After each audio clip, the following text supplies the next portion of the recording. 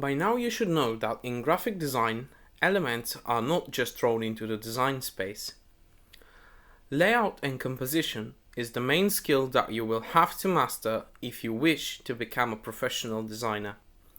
By combining all the skills you have acquired so far, you will now learn how to combine visual elements like type, color, and imagery to establish a hierarchy that will guide the viewer in a pleasing yet efficient way. In this topic, we will take a look at some of the more common guiding principles of layout and composition. In the world of graphic design, design space is the definition of your work area. This area could be either a page, a spread, a banner, or any design you're working on. Before you begin composing your elements in the design space, there are a number of ways that you could divide it. In this introduction, we will take a look at some popular design space divisions. One of the more common ways of dividing the space composition is the rule of thirds. It has been used in photography for many years now, and it's achieved by dividing the space into 9 sections, all in thirds. With this division, usually the subject of focus is placed at any of the intersections of the lines, and the horizon is aligned alongside the bottom third section. Another really popular dividing method is the so-called golden section or golden ratio, which you can see on your screen right now.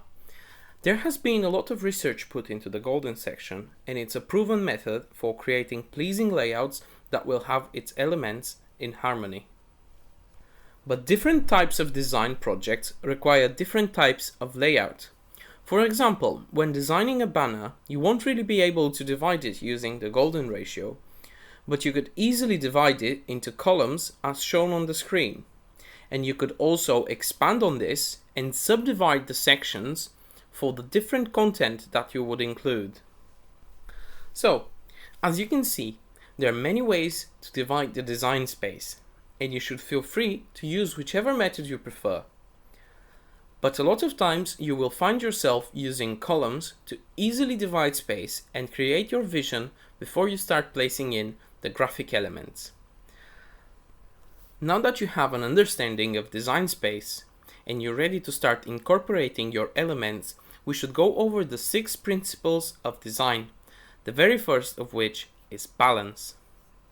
The elements of your design should be balanced evenly, whether that will be achieved with symmetry or asymmetry. Alignment is the key to building visual order in your design. Having elements aligned would create a feeling of connection between them. Proximity between elements is used to create associations. Combining balance, alignment, and proximity in design projects like posters could be used to create tension or harmony. Contrast is another very powerful technique that could be used to highlight important information or to guide the viewer's attention. Repetition could be used to bring consistency to a design.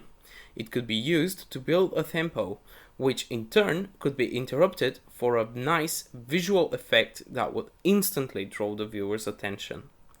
And the final and most powerful technique is the use of negative space.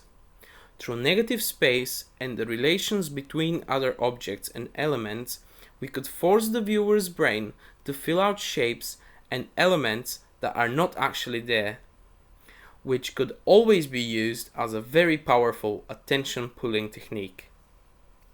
Getting yourself familiar with these essential techniques would help you create visually stunning designs, which will wow your audience.